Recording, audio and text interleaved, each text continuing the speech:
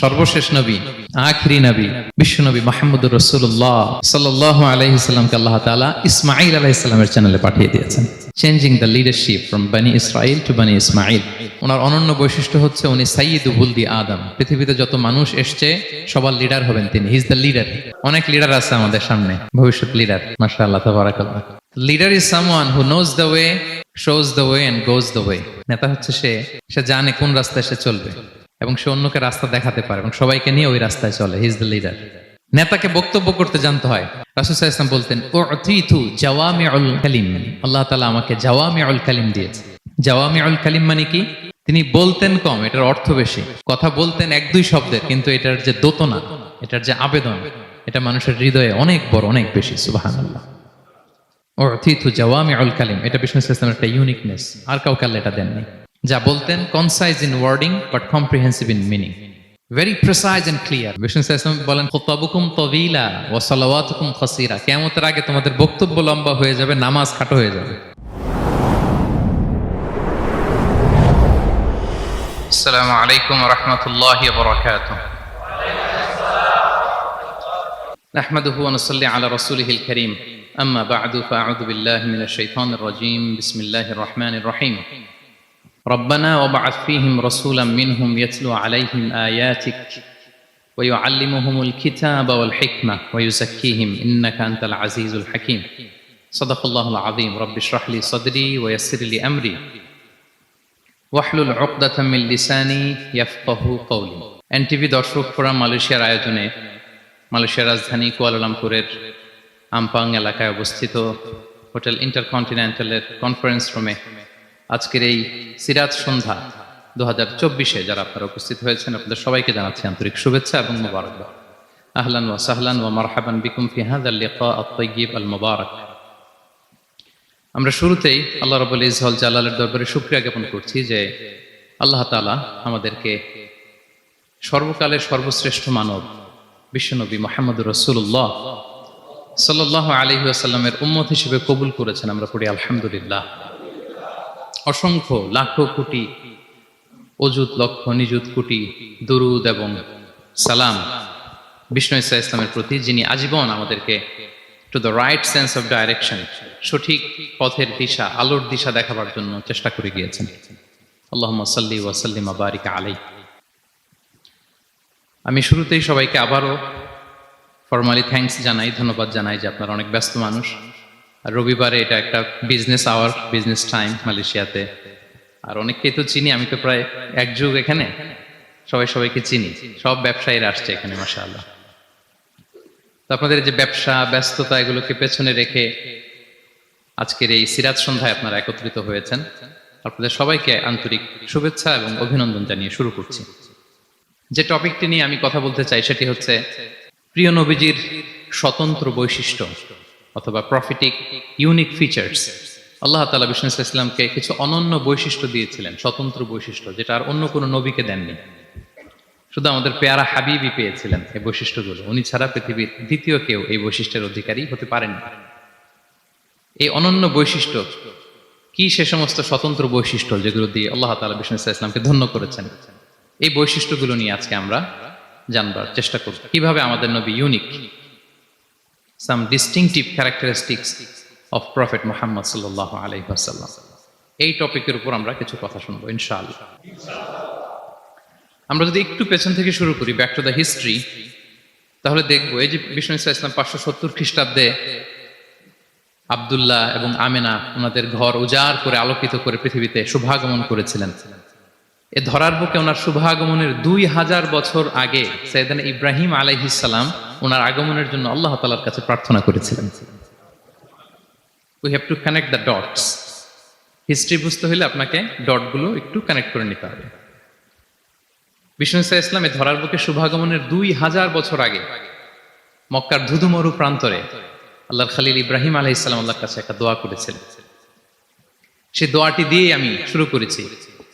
সূরাতুল বাকারার 129 নম্বর আয়াতে আল্লাহ তাআলা এই দোয়াটি, সাইয়েদনা ইব্রাহিম আলাইহিস সালামের দোয়াটি হুবহু কোট করেছেন। তিনি দোয়া করেছেন, রব্বানা ওয়াবআথ ফীহিম রাসূলাম মিনহুম ইয়াতলু আলাইহিম আয়াতিক ওয়া ইউআল্লিমুহুমুল কিতাবা ওয়াল হিকমাতা ওয়া ইউযাক্কিহিম ইন্নাকা আনতাল আজিজুল হাকীম। হে আমাদের রব, এই জনপদে তাদের মধ্য থেকে আপনি একজন রসুল পাঠান, যিনি তাদেরকে আপনার আয়াত তেলাওয়াত করে শোনাবে, আপনার কিতাব শিক্ষা দিবে, প্রজ্ঞা শিক্ষা দিবে এবং তাদেরকে শুদ্ধাচারী বানাবে। এই দোয়াটা সেদিন ইব্রাহিম আলাইহিস সালাম করেছিলেন। আর এই দোয়ার বদৌলতে প্রায় 2000 বছর পরে ধরার বুকে বিষ্ণু ইসা ইসলামের আগমন। সুবহানাল্লাহ বিহামদিহি। এবং রাসূল সাল্লাল্লাহু আলাইহি ওয়াসাল্লাম প্রায় বলতেন, আনা দাওয়াতু আবি ইব্রাহিম, আমি আমার পিতা, আদি পিতা ইব্রাহিমের দোয়ার ফসল। আমার পিতা আমার জন্য দোয়া করেছিলেন। সেদিন ইব্রাহিম আলাইহিস সালামের 2 সন্তান ছিল, ইসহাক এবং ইসমাঈল আলাইহিস সালাম। আই রিপিট, আমি আবার বলি, একদিকে ইসহাক আরেকদিকে ইসমাঈল। আমার সাথে সাথে বলেন, একদিকে আরেকদিকে 2 সন্তান। তো এই যে ইসহাকের যে লিনিয়েজ বা চ্যানেল, পৃথিবীর সব নবী এই চ্যানেলে এসেছে। সেদিন ইসমাঈলের লিনিয়েজ বা চ্যানেলে কোন নবী আসেনি। হাজার হাজার নবী, শত শত নবী সেদিন ইব্রাহিম আলাইহিস সালামের পরে যারাই এসেছে সবাই ইসহাকের চ্যানেলে এসেছে। ইসমাঈল ইসলামের চ্যানেলে কোনো নবী নেই। এবং পৃথিবীর সব নবীরা ওনাদের উম্মতের কাছে বলতেন যে এই যে নবী আসার ধারাবাহিকতায় সর্বশেষ একজন নবী আসবেন, তিনি হবেন সবার সেরা, সবার সেরা নবী হবেন। তাহলে ইব্রাহিম আলাইহিস সালামের 2 সন্তান, একদিকে ইসহাক আর একদিকে ইসমাঈল। নবী এসেছে কি ইসমাঈলের চ্যানেলে না ইসহাকের চ্যানেলে? ইসহাকের চ্যানেলে। হাজার হাজার prophet came to this channel, এই চ্যানেলে এসেছে। এবং তারা সবাই বলতো সর্বশেষ যিনি আসবে তিনি হবেন সবার সেরা। ফলে এই জেনারেশনগুলোতে তাদের মধ্যে একটা বদ্ধমূল ধারণা হয়ে গিয়েছিল যে সর্বশেষ নবীটা যে আসবে উনিও এই চ্যানেলেই আসবে। যে তারা দেখতে পাচ্ছেন হিস্ট্রিক্যালি এই চ্যানেলে, ইসমাইলের চ্যানেলে কোনো নবী নাই, নবী ছাড়া একটা চ্যানেল। সব নবী আসছে ইসহাক আলাইহিস সালামের চ্যানেলে। ফলে তাদের একটা ধারণা ছিল সর্বশেষ সর্বসেরা যে নবী উনিও আসবেন এদিক দিয়ে। কিন্তু আল্লাহ তাআলা তাদের ধারণাকে নস্যাৎ করে দিয়ে সর্বশেষ নবীকে ইসহাকের চ্যানেলে পাঠান নাই। সর্বশেষ নবী, আখিরি নবী, বিশ্ব নবী মুহাম্মদুর রাসূলুল্লাহ সাল্লাল্লাহু আলাইহি সাল্লামকে আল্লাহ তাআলা ইসমাঈল আলাইহিস সালামের চ্যানেলে পাঠিয়ে দিয়েছেন। দেখছেন, চেঞ্জিং দ্য লিডারশিপ ফ্রম বনি ইসরাইল টু বনি ইসমাঈল। সাইয়েদনা ইব্রাহিম আলাইহিস সালামের ছেলের নাম ইসহাক, ইসহাকের ছেলের নাম ইয়াকুব। ইয়াকুব আলাইহিস সালামের একটা উপাধি হচ্ছে ইসরাইল। ইসরাইল মানে হচ্ছে আব্দুল্লাহ, মানে আল্লাহর বান্দা। ফলে উনার যত ডিসেন্ডেন্ট সন্তান তারা সবাই হচ্ছে বনি ইসরাইল, ইসরায়েলের বংশধর। তো সব নবীকে আল্লাহ এখানে পাঠালেও শেষ নবীকে আল্লাহ তাআলা পাঠিয়েছেন ইসমাইলের চ্যানেলে। তার মানে বিশ্বনবী বনি ইসরাইল নন, বিশ্বনবী হচ্ছেন বনি ইসমাইল, ইসমাইলের চ্যানেলে এসেছে। আলহামদুলিল্লাহ বলেন। তাহলে লিঙ্ক আপটা বুঝতে পেরেছেন তো না, কিভাবে বিষ্ণু ইসলাম আসলেন?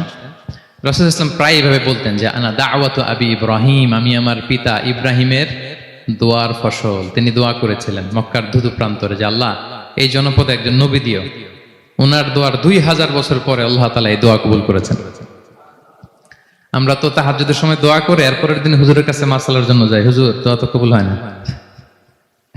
এত দোয়া করলাম আল্লাহ তো শোনে নাই। 1 মাস দোয়া করে অস্থির হয়ে যায়। এরপর অনেকে বলে হুজুর কাবার গিলাফটা ধরে দোয়া করেছি, কই কিছু তো পাইলাম না। দেখেন সাইয়েদনা ইব্রাহিম আলাইহিস সালাম দোয়া করেছিলেন সেই কবে, তার 2000 বছর পরে আল্লাহ তাআলা এই দোয়াটা কবুল করেছেন। তো দোয়া যদি কবুল না হয় অস্থির হওয়া যাবে? আওয়াজ করে বলেন, অস্থির হবেন আপনারা? না, অস্থির হওয়া যাবে না, ভরসা রাখুন আল্লাহর উপর। তো বিষ্ণু বলতেন আনা দাওয়াতু আবি ইব্রাহিম, আমি আমার পিতা ইব্রাহিমের দোয়ার ফসল। আবার বলতেন বিশারাতু আখি ঈসা, আমি আমার ভাই ঈসার সুসংবাদের ফসল। মানে রাসূল সাল্লাল্লাহু আলাইহি ওয়াসাল্লামের ইমিডিয়েট আগের যে নবী ঈসা আলাইহিস সালাম, উনি এসেই বলে দিয়েছিলেন যে ইয়াতি মিন বাদি ইসমুহু আহমদ, আমার পরে এক নবী আসবে তার নাম হবে আহমদ। তাহলে দেখেন বিশ্ব নবী যে আসতেছে এটা অ্যানাউন্সমেন্টের জন্য আল্লাহ একজন নবী পাঠিয়ে দিয়েছে। He is coming. বিশ্ব নবীর স্ট্যাটাস বুঝতে পারছেন? হি ইজ কামিং, উনি আসতেছেন, এটা বলার জন্য আল্লাহ একজন নবী পাঠিয়ে দিয়েছেন, জিসাস ক্রাইস্টকে, ঈসা আলাইহিস সালামকে পাঠিয়েছেন। তো রাসূল সাল্লাল্লাহু আলাইহি ওয়াসাল্লাম বলতেন বিশারাতু ঈসা, আমি ঈসার সুসংবাদের ফসল। আবার বলতেন ওয়া রুইয়া উম্মি আমিনা, আমি আমার মা আমিনার স্বপ্নের ফসল। রাসূল সাল্লাল্লাহু আলাইহি ওয়াসাল্লামের মা আমিনা যখন কনসিভ করেছেন রাসূল সাল্লাল্লাহু আলাইহি ওয়াসাল্লামকে পেটে, তিনি মাঝে মাঝে স্বপ্নে দেখতেন যে ওনার পেট থেকে একটা আলো বের হয়ে পারস্য, সিরিয়ার প্রাসাদগুলোর মধ্যে ঝলকানি দিচ্ছে। নূর আদাআত মিনহু কুসুর আশ-শাম, শাম দেশের প্রাসাদগুলোকে আলোর ঝলকানি দিচ্ছে। এটা হচ্ছে একটা আলামত যে বিষ্ণু ঈসা ইসলামের শিক্ষা, ওনার ডমিনেশন গোটা বিশ্বব্যাপী ছড়িয়ে যাবে। সুবহানাল্লাহ বিহামদিহি। তাহলে আমরা হিস্ট্রিটাকে কানেক্ট করে নিলাম। বিষ্ণু বলতেন, আমি আমার পিতা ইব্রাহিমের দোয়ার ফসল, ঈসা আলাইহিস সালামের সুসংবাদের ফসল, আমার মা আমেনার স্বপ্নের ফসল। এবার সামনের দিকে যাই, কি কি স্বতন্ত্র বৈশিষ্ট্য দিয়ে আল্লাহ তাআলা বিষ্ণু ঈসা ইসলামকে পৃথিবীতে পাঠিয়েছেন। প্রিয় ভাইরা, কোরআনে অনেক নবীর কথা আল্লাহ তাআলা বলেছেন এবং বিভিন্ন সময়ে বিভিন্ন নবীদেরকে আল্লাহ তাআলা নাম ধরে ডাক দিয়েছেন। কি ধরে? যেমন আদম আলাইহিস সালামকে আল্লাহ নাম ধরে ডাক দিয়েছেন, ইয়া আদম, এই আদম, ইয়া আদম উসকুন আনতা ওয়া যাওজুকাল জান্নাহ, হে আদম তুমি আর তোমার বউ জান্নাতে থাকো, হে আদম, এই আদম, ডাক দিয়েছেন না? কথা বুঝতেছেন? আচ্ছা, মূসা আলাইহিস সালামকে আল্লাহ নাম ধরে ডেকেছেন, ওমা তিলকা বিয়ামিনিকা ইয়া মূসা, এই মূসা হাতে কি, নাম ধরে ডেকেছেন। ইব্রাহিম আলাইহিস সালামকে আল্লাহ নাম ধরে ডেকেছেন, ওয়া নাদাইনাহু আইয়া ইব্রাহিম, হে ইব্রাহিম বলে আমি তোমাকে ডাকলাম। বিষ্ণু ঈসা ইসলামকে আল্লাহ তাআলা এত মর্যাদা দিয়েছেন, কোরআনের কোথাও অন্য নবীদের মতো আল্লাহ তাআলা বিষ্ণু নবীর নাম ধরে ডাকেন নাই। যখনই ডেকেছেন বলেছেন ইয়া আইয়ুহান নবী, হে সম্মানিত নবী। যখনই অ্যাড্রেস করেছেন বলেছেন ইয়া আইয়ুহার রাসূল, হে সম্মানিত রাসূল। সুবহানাল্লাহ বলেন।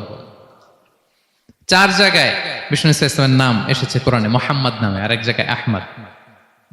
এই 4 জায়গায় মুহাম্মদ যে উল্লেখিত হয়েছে, একটি জায়গায়ও নাম ধরে ডাকেন নাই, বরং ওনার রিসালাত, ওনার নবুয়তের বর্ণনা দিয়েছেন। যেমন মুহাম্মাদুর রাসূলুল্লাহ সাল্লাল্লাহু আলাইহি ওয়াসাল্লাম, মুহাম্মদ হচ্ছেন আল্লাহর রাসূল, এটা একটা কোরআনের আয়াত। এখানে নাম ধরে ডাকছে?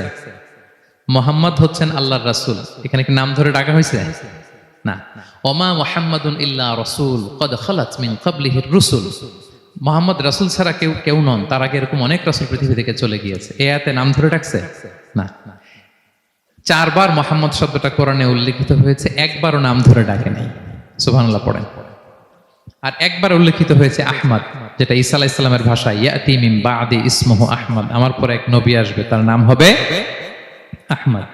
তাহলে দেখেন বিষ্ণু ইসলামকে আল্লাহ তাআলা এত সমীহ করেছেন, এত সম্মান দিয়েছেন, এত মর্যাদা দিয়েছেন যে কোরআনে কোথাও অন্য নবীদের মতো আল্লাহ তাআলা বিষ্ণু নবীর নাম ধরে ডাকেন নাই। যখনই ডেকেছেন ইয়া আইয়ুহান নবী, ইয়া আইয়ুহার রাসূল, হে সম্মানিত রাসূল, হে সম্মানিত নবী। আলহামদুলিল্লাহ বলেন। এরপর বিষ্ণু ইসলাম বলতেন আনা সাইয়্যিদু ওয়ালদি আদম, আমি হচ্ছি আদম আলাইহিস সালামের যত সন্তান পৃথিবীতে আসবে সবার লিডার। সুবহানাল্লাহ বলবেন না?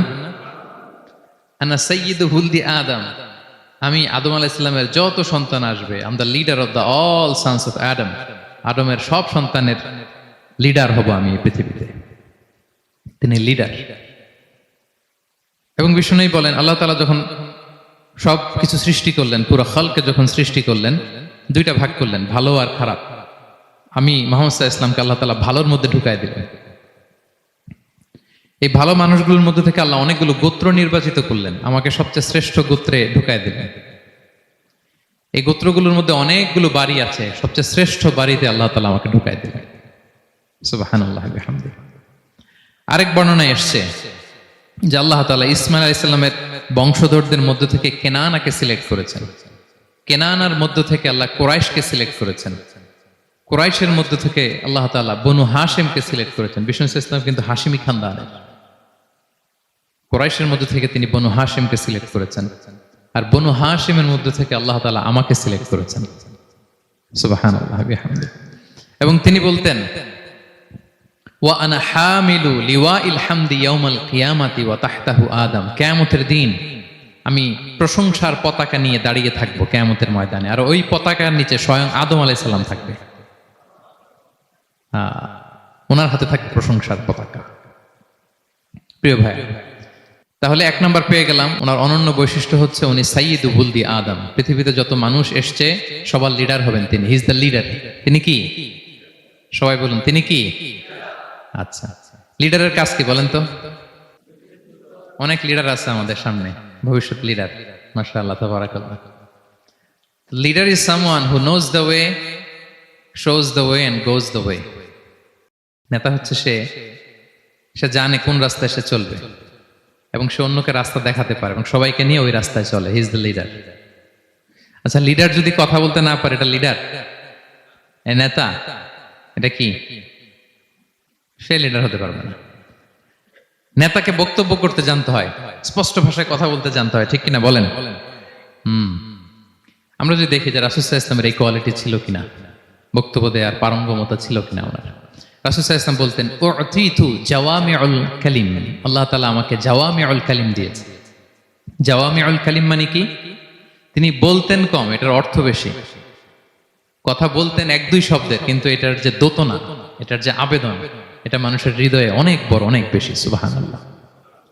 সে ১৫০০ বছর আগে বলে গিয়েছেন, আজও আমরা শুনে অবাক হই, ঠিক কিনা বলেন? উতিতু জাওয়ামিউল কালিম, এটা বিষ্ণু সাল্লাল্লাহু আলাইহি ওয়াসাল্লামের একটা ইউনিকনেস। আর কাউকে আল্লাহ এটা দেননি। অল্প বলতেন, মানুষের হৃদয়ে টাচ করে ফেলতেন। সুবহানাল্লাহ। তিনি ছিলেন সর্বমর্ম বাচনভঙ্গির অধিকারী।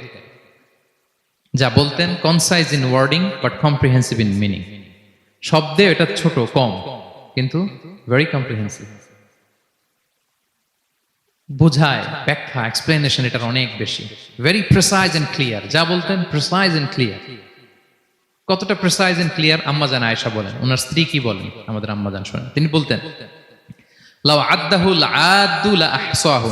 বিষ্ণু সাল্লাল্লাহু আলাইহি ওয়াসাল্লাম এত প্রিসাইজ এন্ড ক্লিয়ার বক্তব্য দিতেন, কেউ যদি গুনতে চাইতো, দেখি কয়টা বাক্য বলছে, গোনা যেত। কেউ যদি গুনতে চাইতেন এখানে কয়টা শব্দ ছিল, তাও গোনা যেত। ওনার বক্তব্যে কয়টা বাক্য, কয়টা শব্দ, এটা গোনা যেত।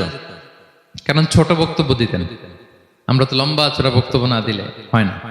অল্পতে শেষ করলে বলে, হুজুর কি বললেন, ওয়াজ তো করলেন না। অল্পতে শেষ করলে বলে, মন ভরে নাই, আরেকটু বলেন। হ্যাঁ, বিষ্ণু সাল্লাল্লাহু আলাইহি ওয়াসাল্লাম বলেন, কিয়ামতের আলামত হচ্ছে খুতাবুকুম তাওয়িলা ওয়া সালাওয়াতুকুম কাসীরা। কিয়ামতের আগে তোমাদের বক্তব্য লম্বা হয়ে যাবে, নামাজ খাটো হয়ে যাবে। হ্যাঁ, নামাজ খাটো, বক্তব্য লম্বা না। বক্তব্য হইতে হবে ভেরি প্রিসাইজ এন্ড ক্লিয়ার। তাহলে আম্মা জান আয়েশা বলেন, এত সুন্দর প্রিসাইজ এন্ড ক্লিয়ার বক্তব্য দিতেন, গুনতে চাইলে গুনা যেত। কি কি বলেছেন? সুবহানাল্লাহ বলি সবাই। আবার তিনি বলতেন, ইয়াতাকাল্লামু বিকালামিন বাইয়িন ফাসল। খুব সুস্পষ্ট কথা বলতেন বিষ্ণু সাল্লাল্লাহু আলাইহি ওয়াসাল্লাম। ইয়াতাহাফফাযুহু মান জালাসা ইলাইহি। এত স্পষ্ট, আশেপাশে যারা শুনতো সহজেই মুখস্থ করে ফেলতে পারতো। এই যে সাহাবারা এত হাদিস বর্ণনা করেছে কিভাবে? কারণ ভেরি প্রিসাইজ এন্ড ক্লিয়ার, শুনলেই মুখস্থ হয়ে যায়। আমরা নবীর এত হাদিস বলতে পারি কিভাবে? Very precise and clear. কারো কথা তো মনে থাকে না, ওনার কথা মনে থাকে কি করে? ভেরি প্রিসাইজ এন্ড ক্লিয়ার, শুনলেই মনে রাখা যায়। আবার গুরুত্বপূর্ণ কথা 3 বার বলতেন। কয়বার? 3 বার। একবার তিনি বলতেছেন, আত-তাকওয়া হা হুনা, হা হুনা, হা হুনা। তাকওয়া আছে এখানে, এখানে, এখানে। আমরা তো তাকওয়া বানাই ফেলছি এখানে। তাকওয়া বানাই ফেলছি জুব্বার ভিতরে, এই টুপির ভিতরে, তসবির ভিতরে বানাই ফেলছি তাকওয়া, তাই না? কিন্তু বিষ্ণু সাল্লাল্লাহু আলাইহি ওয়াসাল্লাম কি বলেছেন দেখেন? তিনি বলেন, আত-তাকওয়া হা হুনা। তাকওয়া থাকে কোথায়? হৃদয়ে। ওয়া ইউশিরু ইলা সাদরিহি সালাসা মাররাত। 3 বার ইঙ্গিত করেছেন। হ্যাঁ, দাড়ি, টুপি, জুব্বা, তাসবিহ অনেক গুরুত্বপূর্ণ অনুষঙ্গ ইসলামের, কিন্তু আসল তাকওয়া থাকে কোথায়? হৃদয়। তাহলে এটা গুরুত্বপূর্ণ কথা, 3 বার ইঙ্গিত করেছেন। কয়বার? তাহলে এটা হচ্ছে বিষ্ণু সাল্লাল্লাহু আলাইহি ওয়াসাল্লামের একটা ইউনিকনেস। কথা বলতেন কম, এটার দোতনা, এটার আবেদন মানুষের হৃদয়ে ছাপিয়ে যেত। উতিতু জাওয়ামিউল কালিম। বিষ্ণু বলেন, আল্লাহ তাআলা আমাকে জাওয়ামিউল কালিম দিয়েছে। আমি বলি কম, কিন্তু এটার মিনিং অনেক স্ট্রং।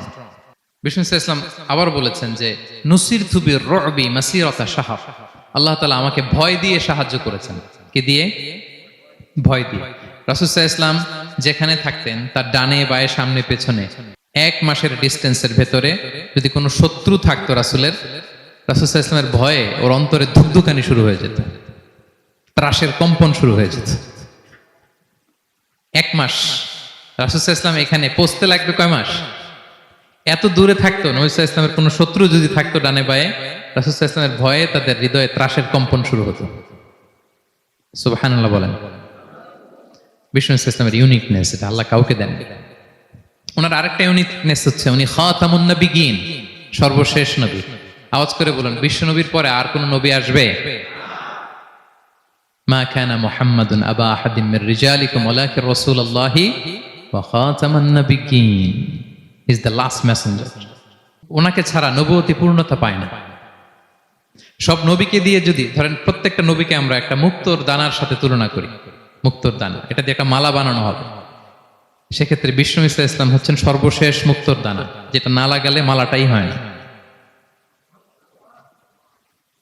প্রত্যেক নবী যদি একটা মুক্তোর দানা হয়, এটা দিয়ে যদি একটা মালা গাঁথি আমরা, সর্বশেষ মুক্তোর দানাটা হচ্ছে বিষ্ণু ইসা ইসলাম। এটা ছাড়া মালা পূর্ণতা পায় না। ওনার মাধ্যমে the door of prophecy is closed. আর কোন নবী আসবেন না। তিনি বলতেন লা নবিয়্যা বা'দি ওয়ালা রাসূল, আমার পরে কোনো নবীও নাই, কোনো রাসূলও নাই। তবে লাউ কানা বা'দি নবিয়্যুন লাকানা উমর, আমার পরে নবী হওয়ার যোগ্যতা যদি কারো থাকে, আমার উমরের সেই যোগ্যতা আছে। এখন যদি কেউ দাবি করে আমি নবী, কি করবেন? সহিহ মুসলিমের বর্ণনায় খুব চমৎকার একটা উপমা বিষ্ণু ইসা ইসলাম দিয়েছেন। সেটা বলেছেন, আমার আর আমার আগের নবীদের দৃষ্টান্ত হচ্ছে এরকম একটা প্রাসাদের ন্যায়। খুব চমৎকার একটা লোক একটা প্রাসাদ বানিয়েছে, এত চমৎকার, চোখ ধাঁধানো, আই ক্যাচিং। যেই এই প্রাসাদটা দেখে সবাই অবাক হয়, এত সুন্দর প্রাসাদ। এই প্রাসাদে খুঁত ধরার মতো কিছু নাই একটা জায়গা ছাড়া, সেটা হচ্ছে প্রাসাদের কোনো একটা দেয়ালে গাঁথুনিতে একটা ইট দেয়া হয় না, সামহাউ মিসিং, একটা ইটের টুকরা মিসিং। ফলে বাইরে থেকে ঠান্ডা বাতাস ঢুকে একটু অসুন্দর লাগে। তো সবাই প্রাসাদটা ভিজিট করে বলে এত সুন্দর প্রাসাদ, কোনো ভুল হয় না, শুধু একটা জায়গায় ছাড়া, এই একটা ইট পড়ে না এখানে। এটা দিলে পুরো প্রাসাদটা পূর্ণ হয়ে যেত। তো ইটকে আরবিতে বলে লাবিনা। বিষ্ণু ইসা ইসলাম বলেন ফাআনাল লাবিনা, আমি হচ্ছি সেই নবুয়তির প্রাসাদের ইট, আমাকে না দিয়ে নবুয়তের প্রাসাদই পূর্ণতা পায় না। ফাআনাল লাবিনা, ওইখানে আমাকে সেট করে দিলেই নবুয়তের প্রাসাদ পূর্ণতা পেয়ে যায়। আল্লাহু আকবার বলেন। তিনি সবার জন্য নবী হয়ে এসেছেন, সবার জন্য। অন্য কোন নবীর ক্ষেত্রে এটা প্রযোজ্য না। আদম আলাইহিস সালাম সবার জন্য নবী হয়ে আসছেন, সবাই বলুন।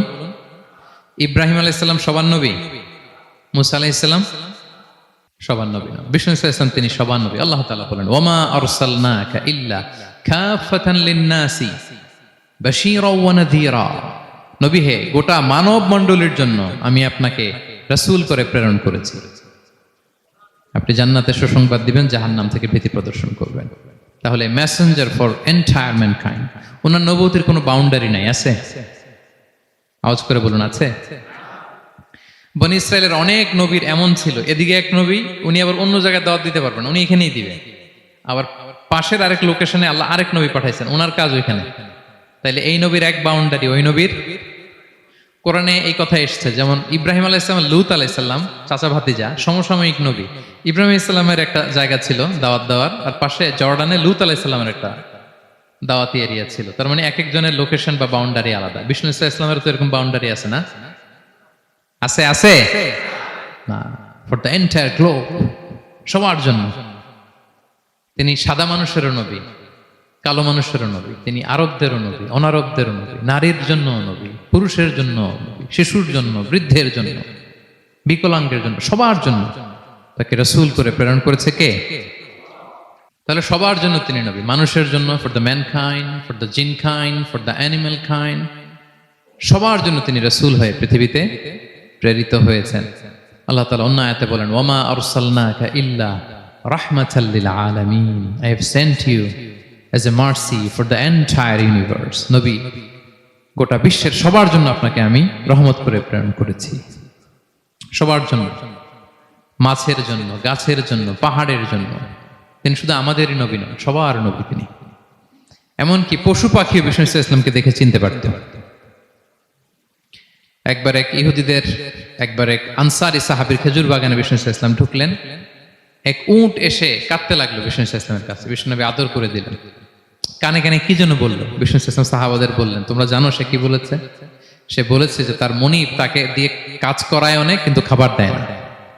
বিষ্ণু ইসলামকে সে চিনতে পেরেছে, বিষ্ণু ইসলামের কাছে এসে অভিযোগ দিয়েছে। এবং তিনি যখন নবী হবেন ভাব 6 মাস আগ দিয়ে, নবী হওয়ার আগে দিয়ে কিছু কিছু ঘটনা ঘটতো। তো বিষ্ণু ইসলাম বলেন, আমি প্রায় যখন মক্কার উপত্যকার পাশ দিয়ে যেতাম, বিভিন্ন পাথরের মধ্যে থেকে আমি আওয়াজ শুনতাম, আসসালামু আলাইকা ইয়া রাসূলুল্লাহ। মদিনায় অবস্থানরত অবস্থায় বিষ্ণু ইসলাম বলেছেন যে এখন যদি আবার মক্কায় যেতে পারতাম, তোমাদেরকে পাথরটা দেখাতে পারতাম। আমি পাহাড়ের পাশ দিয়ে যখন যেতাম, পাথর থেকে আওয়াজ আসতো, আসসালামু আলাইকা ইয়া রাসূলুল্লাহ। তার মানে পাথর নবীকে চিনতো কি চিনতো না? বলেন বলেন। তাহলে প্রাণী চিনেছে নবীকে, পাথর চিনেছেন, গাছ গাছ নবীকে চিনত। মসজিদে নববীতে খেজুরের গাছ দিয়ে পিলার করা হতো। বিষ্ণু ইসলাম একটা খেজুর গাছের মরা খেজুর গাছের পিলারের মধ্যে হেলান দিয়ে তিনি খুতবা দিতেন। বিষ্ণুনবীর বড় কষ্ট হতো। তো এক সাহাবী বলেন, ইয়া রাসূলুল্লাহ, আমার একজন কাঠ মিস্ত্রি পরিচিত আছে, আপনি বললে আপনাকে একটা মিম্বার বানায় দিব। কি বানায় দিব? মিম্বার চিনেন তো না? কি করে, জুমার খুতবা দেয় না বসে? তো সাহাবী বলে, ইয়া রাসূলুল্লাহ, আমার এক কাঠ মিস্ত্রি আছে, আমি একটা মিম্বার বানায় দিব আপনাকে, আরাম হবে, বসে বসে খুতবা দিবেন। বিষ্ণু ইসলাম বলেন, ঠিক আছে, নিয়ে আসো।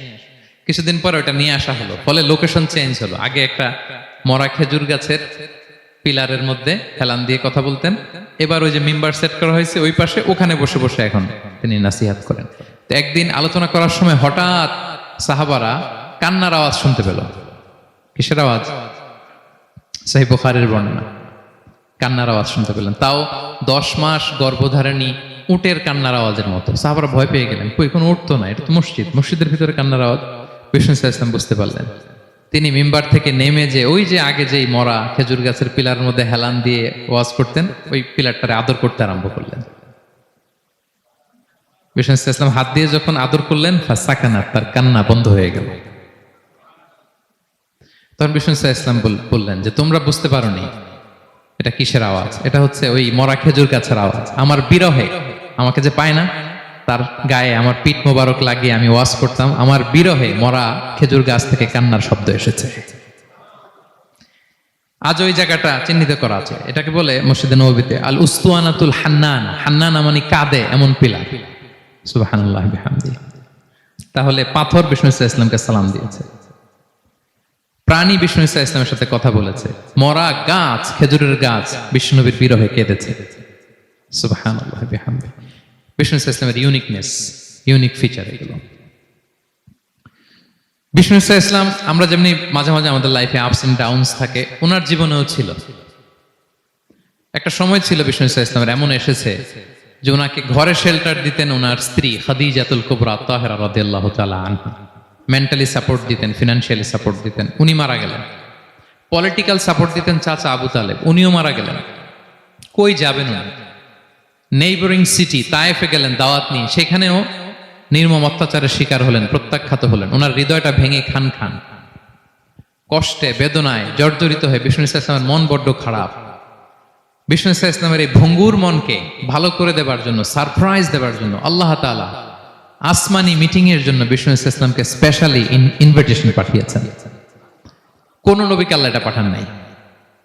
কোন নবীকে আল্লাহ তাআলা ঊর্ধ্ব জগতের স্পেশাল ডিভাইন ঐশী মিটিং এর জন্য কোনো ইনভিটেশন পাঠান নাই, বিষ্ণু ইসলামকে পাঠিয়েছেন। সুবহানাল্লাহ পড়েন। মেরাজের ঘটনা আমরা জানি না? আল্লাহ তাআলা সূরাতুল ইসরাতে বলেন, সুবহানাল্লাযী আসরা বিআবদিহি লাইলাম মিনাল মাসজিদিল হারামি ইলাল মাসজিদিল আকসা। মসজিদুল হারাম থেকে আল্লাহ তাআলা বিষ্ণু ইসলামকে মসজিদুল আকসাতে নিয়ে গিয়েছেন। এই ইসরা মেরাজ 2 পার্ট। প্রথমে এটা শুরু হয়েছে মক্কা থেকে, মসজিদুল হারাম থেকে মসজিদুল আকসা পর্যন্ত। মসজিদুল আকসায় উনি একটা স্টেশন দিয়েছেন, তারপর ওখান থেকে ঊর্ধ্ব জগতের কাহিনী শুরু হয়েছে। আল্লাহ তাআলার স্পেশাল কিছু নিদর্শন দেখানোর জন্য, বিষ্ণু ইসলামকে সান্ত্বনা দেবার জন্য, ওনার মন ভালো করে দেওয়ার জন্য আসমানি ইনভিটেশন পাঠিয়েছেন। আল্লাহু আকবার। কোন নবীকে আল্লাহ তাআলা এই মর্তবা দেন নাই, বিষ্ণু ইসলামকে দিয়েছেন। ইউনিক ফিচার, কেউ পাননি এটা। এবং এই যে বললাম, তিনি মক্কা থেকে প্যালেস্টাইনে একটা স্টেশন দিয়েছেন, মসজিদুল আকসায় স্টেশন দিয়েছিলেন। তো তিনি বললেন, আমি যখন মসজিদুল আকসায় ঢুকলাম, দেখি সব নবীরা আমার জন্য অপেক্ষা করতেছে। সকল নবীরা, আমার আগে যত নবীরা এসেছিল সব নবীরা অপেক্ষা করতেছে। ফাহানাতিস সালাহ, নামাজের ওয়াক্ত হলো। ফাআমামতুহুম, এই সব নবীদেরকে নিয়ে আমি নামাজের ইমামতি করেছি। সব নবীদেরকে নিয়ে বিষ্ণু ইসলাম মসজিদুল আকসা ইমামতি করেছেন। এই সুযোগ আর অন্য কোন নবী পেয়েছে কি? আওয়াজ করে বলেন, পেয়েছে? ইউনিক ফিচার বিষ্ণু ইসলামের। মেরাজে গিয়েছেন, ইউনিক ফিচার। সবাইকে নিয়ে ইমামতি করেছেন, ইউনিক ফিচার। বিষ্ণু ইসলামের আরেকটা ইউনিক ফিচার হচ্ছে, উনি ঘুমালে ওনার অজু ভাঙতো না। অজু অবস্থায় ঘুমাইলে আবার যদি নামাজ পড়তে চাই, পড়া যাবে? কি করতে হবে? অজু করতে হবে। কিন্তু বিষ্ণু ইসলাম ঘুমালে অজু ভাঙতো না। বিষ্ণু ইসলাম বলতেন, ইন্না আইনাইয়া তানামান ওয়ালা ইয়ানামু কলবি, আমার চোখ ঘুমায় কিন্তু আমার অন্তর ঘুমায় না। সর্বাবস্থায়, জাগ্রত অবস্থায়, ঘুমন্ত অবস্থায় বিষ্ণু ইসলামের হৃদয় আল্লাহর জিকিরে ব্যস্ত থাকতো। ইবনে আব্বাস রাদিয়াল্লাহু তাআলা আনহু তিনি বর্ণনা করেন, তিনি বলেন, আমি একবার আমার খালার বাড়িতে রাতে ঘুমাতে গিয়েছিলাম। ছোট মানুষ তখন ইবনে আব্বাস, রাসূল সাল্লাল্লাহু আলাইহি ওয়াসাল্লাম ওনার খালু, আবার রাসূল সাল্লাল্লাহু আলাইহি ওয়াসাল্লাম কাজিন, চাচাতো ভাই, অনেক সম্পর্ক, বয়সে ছোট। বলেন যে রাতে আমার খালা মাইমুনা, রাসূল সাল্লাল্লাহু আলাইহি ওয়াসাল্লামের একজন স্ত্রী, আমাদের আম্মাজান মাইমুনা বিনতুল হারিসের বাড়িতে আমি ঘুমাতে গেলাম। তো আমি ফলো করতাম নবী কি করতেন। তো দেখলাম মাঝরাতে তিনি উঠলেন, উঠে তাহাজ্জুদের নামাজ পড়লেন। কি বললেন? তাহাজ্জুদ পড়লেন। পরে বিষ্ণু ইসলাম একটু ঘুমালেন। এমন ঘুম, হাত্তা সামি'তু গতীতাহ, ঘুমালে গভীর ঘুমের কারণে শ্বাস প্রশ্বাসের একটা মৃদু শব্দ হয় না বাতাসের। দেখেন কত চমৎকার পর্যবেক্ষণ করতেন তিনি। ইবনে আব্বাস বলেন, হাত্তা সামি'তু গতীতা সাউতি, তার ঘুমের কারণে শ্বাস প্রশ্বাসের যে আওয়াজ, শ্বাস আসতেছে বের হচ্ছে, এটাও আমি কানে শুনতে পেলাম। মানে ভারী ঘুম, তার মানে কি ভারী ঘুম। তারপর দেখলাম বেলাল ফজরের আজান দিল, বিষ্ণু ইসলাম ওই ঘুম থেকে উঠে আবার নতুন করে ওযু না করে যে ফজরের নামাজ পড়ালেন। কেন? কারণ উনি আমাদের মতো ঘুমালে ওযু ভাঙতো না। Uniqueness, unique feature of prophet Muhammad সাল্লাল্লাহু আলাইহি ওয়াসাল্লাম, উনি ঘুমালে ওযু ভাঙতো না। বিষ্ণু ইসলামের আরেকটা ইউনিক ফিচার হচ্ছে, তিনি যখন নামাজে দাঁড়াতেন, তিনি সামনে যেমনি দেখতে পেতেন, পিছনেও তেমনি দেখতে পেতেন। সুবহানাল্লাহ। আপনি দেখেন পিছনে? হ্যাঁ, আচ্ছা, গাড়িতে বসলে অবশ্য যে ক্যামেরা লাগায় দেখা যায় এখন, না? রাসূল সাল্লাল্লাহু আলাইহি ওয়াসাল্লাম সামনে কেবলায় যেরকম দেখতেন, পেছনেও দেখতেন। তো তিনি সাহাবাদেরকে প্রায় বলতেন, এই কাতার সোজা করো, কারণ ইন্নী লা আরাকুম ওয়ারাআ যাহরি, আমি সামনে যেমনি দেখি পেছনেও কিন্তু দেখি। তিনি পিছনেও দেখতেন। আরেক বর্ণনা এসেছে, ইন্নী ইমামুকুম, খবরদার আমি তোমাদের ইমাম, ফালা তাসবিকুনি বিররুকুই ওয়ালা বিসসুজুদ, আমার আগে কেউ রুকু সিজদা করো না। ইমামের আগে রুকু করলে নামাজ হবে? ইমাম সিজদায় যায়নি, আপনি আগে চলে গেছেন, তা আপনি ইমাম হয়ে গেছেন, হবে? নামাজ হবে? রাসূল সাল্লাল্লাহু আলাইহি ওয়াসাল্লাম বলেন, খবরদার আমার আগে রুকু সিজদা করো না, খবরদার করো না, আমি কিন্তু দেখি। ফা ইন্নী আরাকুম মিন আমামি ওয়া মিন খালফি, সামনে যেমনি দেখি পেছনেও দেখি। সুবহানাল্লাহ। এটা ওনার একটা ইউনিকনেস, আল্লাহ তাআলা স্পেশালি বিষ্ণু ইসলামকে এটা দিয়েছেন। এবার বিষ্ণু ইসলামের আরেকটা ফিচার বলি। বিষ্ণু ইসলামের পিঠ মোবারকে দুই কাঁধের মাঝখানে মাহরুন নবুয়া, দ্য সিল অফ প্রফেসি ছিল, নবুয়তের সিল লাগানো ছিল। আল্লাহু আকবার। এটাকে বলে মাহরুন নবুয়া, দ্য সিল অফ প্রফেসি, তিনি যে নবী এটার সিল ছিল। তাওরাত এবং ইনজিলে এই কথাটা এসছে যে শেষ নবীকে চিনার একটা মাধ্যম হচ্ছে ওনার পিঠে দুই কাঁধের মাঝখানে দ্য সিল অফ প্রফেসি পাওয়া যাবে, নবুয়তের চিহ্ন। আল্লাহু আকবার। এটা অনেক সাহাবারা দেখেছেন এই চিহ্নটা। এটার সাইজ কতটুকু? কান্নাহু বাইদাতু হামাম, কবুতরের ডিমের যে সাইজ, ওই সাইজ। কবুতরের ডিম যেরকম ছোট হয় ওই সাইজের। আচ্ছা, অন্য হাদিসে এসেছে কাজিররিল হাজালা, এরকম ছোট্ট ডিমের সাইজের। অনেক সাহাবারা এটা দেখেছেন। সালমান আল ফারিসি রাদিয়াল্লাহু তাআলা আনহু, উনি মুসলিমই হয়েছেন এই দৃশ্য দেখে। সালমান আল ফারিসি রাদিয়াল্লাহু আনহু, উনি আরব মানুষ ছিলেন না, নন আরব ছিলেন, পার্সিয়ান, ফার্সিতে কথা বলতেন, মানে ইরান থেকে এসেছিলেন। ইরান। উনি প্রথমে অগ্নি উপাসক ছিলেন। কি ছিলেন? অর্থাৎ ওই যে জরাথুষ্ট যারা আগুন দেখলে এরা পূজা করে, আগুনের পূজা যারা করে, জরস্ট্রানিয়ান, এই ধর্মে বিশ্বাসী ছিলেন। আগুনের পূজা করতেন ইরানে। তিনিও আগুনের পূজা করে, তার বাবাও আগুনের পূজা করে। তো একদিন বাবা একটা কাজে পাঠিয়েছে, ওই কাজ করতে যেয়ে সে খ্রিস্টানদের গির্জা ক্রস করতেছিল। ছোট মানুষ গির্জা ক্রস করতে যেয়ে দেখে খ্রিস্টানরা কেমন যেন আলাদা ইবাদত করে, নামাজ পড়ে। এটা দেখে খুব ভাল লাগছে, তার খুব ভাল লাগছে। বাড়িতে এসে বাবারে বলে, বাবা আমি দেখলাম যে খ্রিস্টানরা তাদের চার্চে গির্জায় নামাজ পড়ে, এটা তো অনেক সুন্দর, আমরা যে আগুনের সামনে যা করি এটার চেয়ে ওইটা সুন্দর। বাবা বলে, খাইছে, ছেলে তো আমার শেষ হয়ে যাবে। তো বলতেছে, না না বাবা, আমরা যে আগুনের উপাসনা করি এটাই ভালো। উনি বলেন, না, আমি অনেক চিন্তা করেছি, ওরা যেভাবে গডের কাছে চায় ওইটা শ্রেষ্ঠ। বাবার সাথে ছেলের, সালমানের অনেক তর্ক বিতর্ক। পরে বাবা ভাবলেন, যদি ওকে না আটকাই তাইলে প্রভাবিত হয়ে সে খ্রিস্টান হয়ে যেতে পারে। তো ঝগড়া তর্ক বিতর্ক শেষে তার পিতা তাকে শেকলবন্দি করলো। কি করলো? পায়ে শেকল লাগায় রাখছে। কিন্তু ছেলে তো মনে মনে খ্রিস্ট ধর্মের প্রতি আকৃষ্ট হয়ে গেছে। তো ওই খ্রিস্টানরা তার সাথে লুকিয়ে যোগাযোগ করত। সালমান ওই খ্রিস্টানদেরকে বলল যে তোমাদের খ্রিস্টান ধর্মের উৎপত্তি কোথায়? বলে সিরিয়াতে। বলতেছে এখান থেকে কোনো কাফেলা সিরিয়া যাবে নাকি? বলতেছে হ্যাঁ, মিশনারি ওয়ার্কে একটা কাফেলা আসছে, যাবে। বলতেছে যেদিন যাবে আমাকে বলবে। তো যেদিন যাবে তাকে এসে বলা হয়েছে তার বাবা নাই, সে শিকল ভেঙে শিকল সহ ওই কাফেলার সাথে যে জড়িত হয়েছে। দেখেন বিশ্বাস আদর্শ মানুষকে কিভাবে উজ্জীবিত করে। উনি চলে গেলেন সিরিয়াতে। সিরিয়াতে যে এক পাদ্রির হাতে বায়াত হলেন, কিন্তু এই পাদ্রিটা ছিল ভণ্ড। সে খ্রিস্টানদের দান সৎকা নিয়ে গরিবদের না দিয়ে নিজেই খেয়ে ফেলতো। তো বেচারা পড়লো বিপদে যে হায় রে, এত সুন্দর ধর্ম রে কারাপ্টেড করতেছে সে। পরে এই পাদ্রি যখন মারা গেল, সালমান সে আরেক পাদ্রির কাছে গেল। আরেক পাদ্রির কাছে গেল। ওই পাদ্রি আবার অনেক ভালো, খুবই ইবাদত করে। তো ওই পাদ্রি কিছুদিন থাকার পরে ওই পাদ্রিও মারা গেল।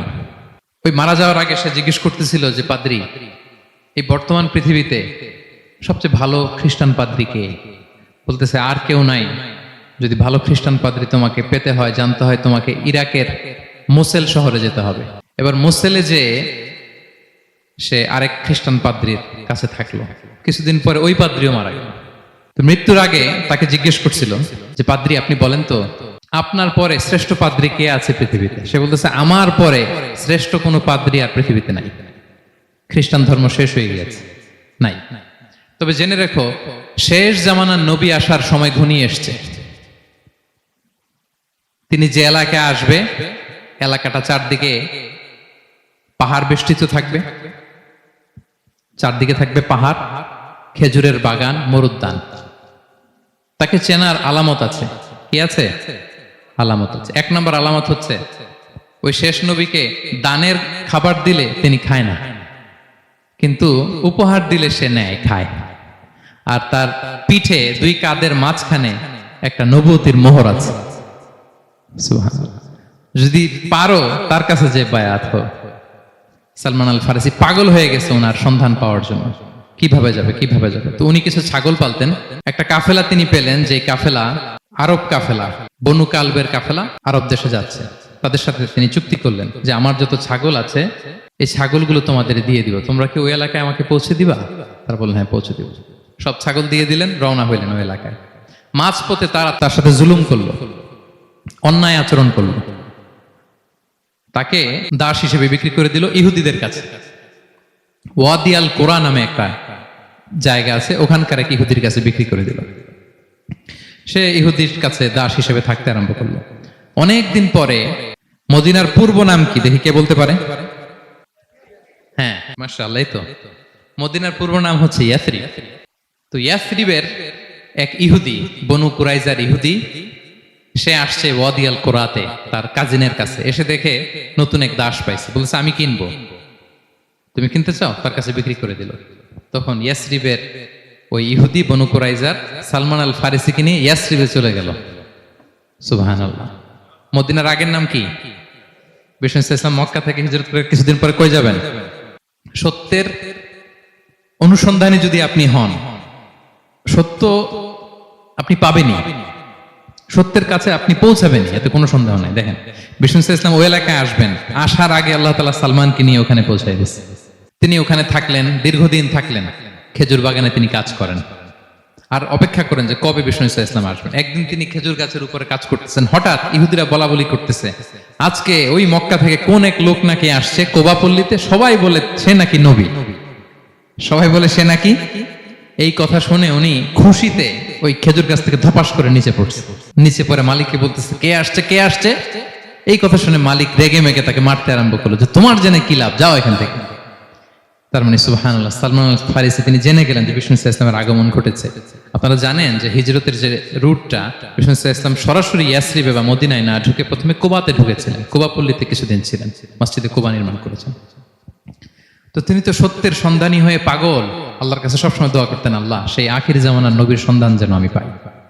সালমান আল ফারিসি রাদিয়াল্লাহু তাআলা আনহু ওই যে তার পাদ্রীর শিখিয়ে দেয়া যে আলামত, তিনি দেখলেন ঠিকই তো ইয়াসরিবের দুই দিকে হাররা আছে, মানে পাহাড় বেষ্টিত, আবার খেজুরের বাগান আছে। এবার তিনটা যে আলামত দিয়েছিল ওই আলামত চেক করার জন্য কিছু খেজুর নিয়ে কুবায় চলে গেলেন। কুবায় যেয়ে দেখেন বিষ্ণু ইসলাম সাহাবাদের নিয়ে বসা। তো তিনি বিষ্ণু ইসলামের সাথে পরিচিত হয়ে বললেন, এই যে কিছু সাদাকার খেজুর আমি আপনার জন্য এনেছি, নেন। বিষ্ণু ইসলাম বললেন, ওই যে ওদেরকে দাও, ওই যে গরিব সাহাবারা, ওদেরকে দাও। বিষ্ণু ইসলাম খেলেন না। সে মনে মনে বলতেছে, এই তো একটা পেয়ে গেছে, একটা পেয়ে গেছে। উনি কিন্তু খায় নাই, ধরেও নাই, বলতেছে যে ওদেরকে দাও। দিল, সাহাবারা খেল।